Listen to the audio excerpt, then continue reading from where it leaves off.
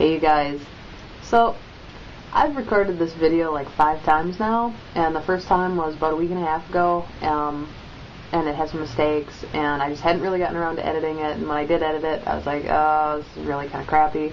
So I was going to re-record it, and then like a day later, Amy Danielson from the Gypsy Kiss posted a really similar video. And so then I had to definitely re-record it so that I could put this little message in, which is, Amy, I swear I'm not copying you. We're just doing that thing where we're both thinking of the same thing at the exact same time. Okay, so this video is about bindi, and specifically it's going to be about the types of bindi and the types of adhesives that you can use for your bindi.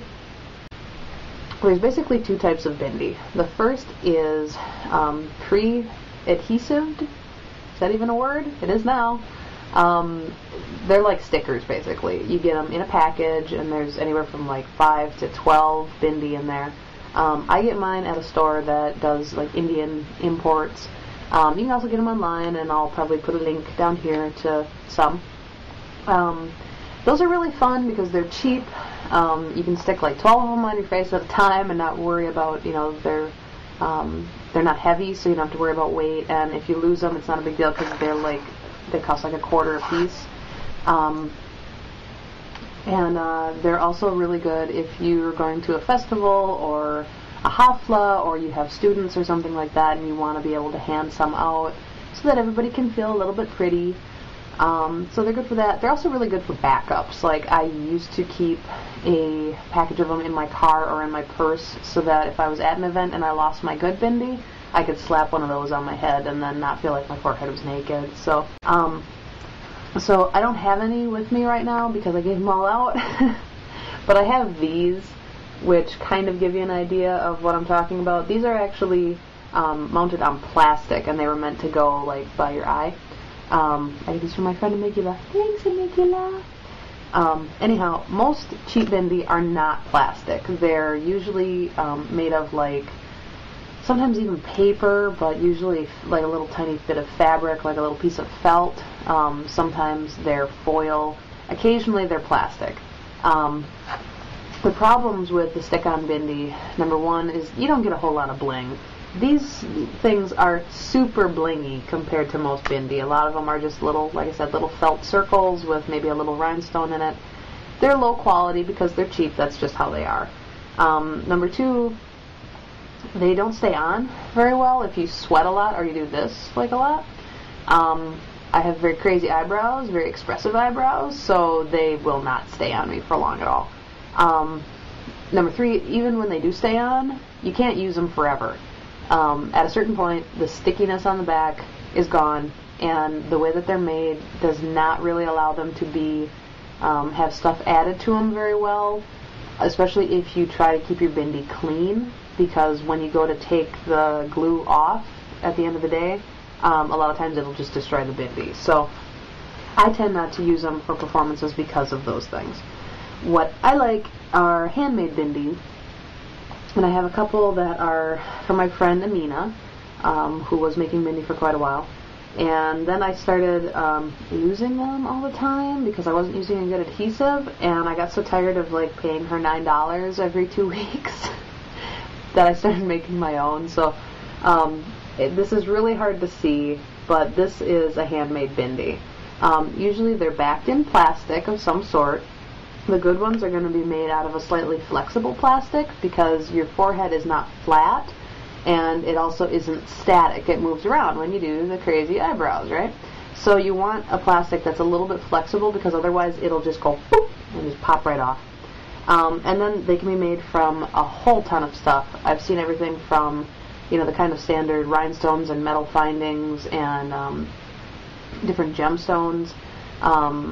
I've even seen little ones made out of flowers, made out of feathers, pieces of old jewelry, stuff like that.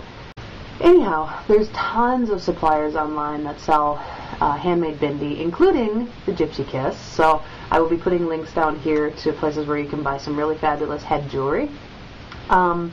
So that said, the little cheap sticker type bindi don't need an adhesive because they're already sticky. the Handmade Bindi needs some kind of adhesive. So basically you got two choices.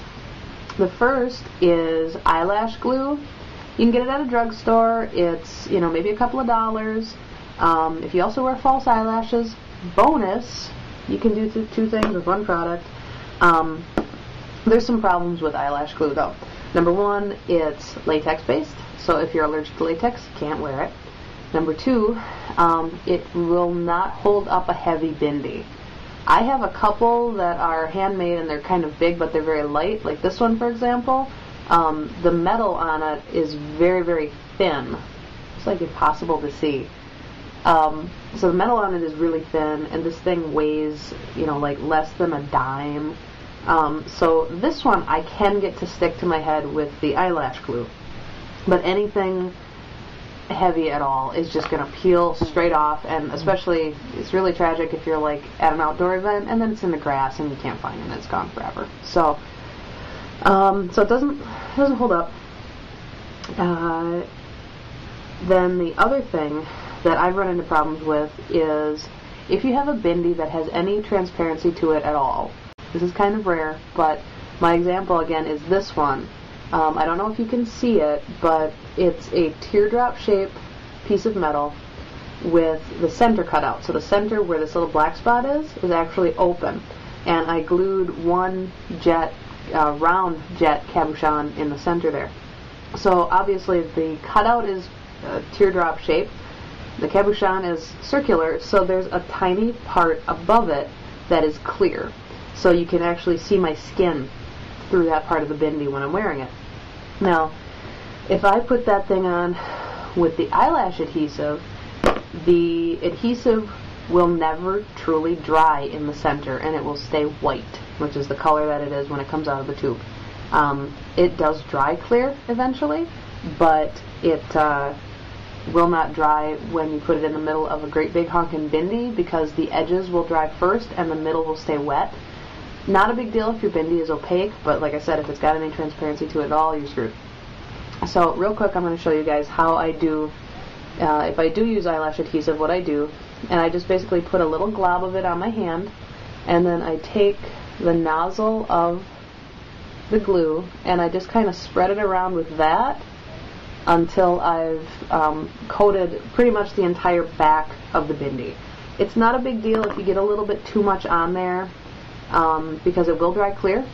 So what you want to do then is don't stick it to your forehead immediately.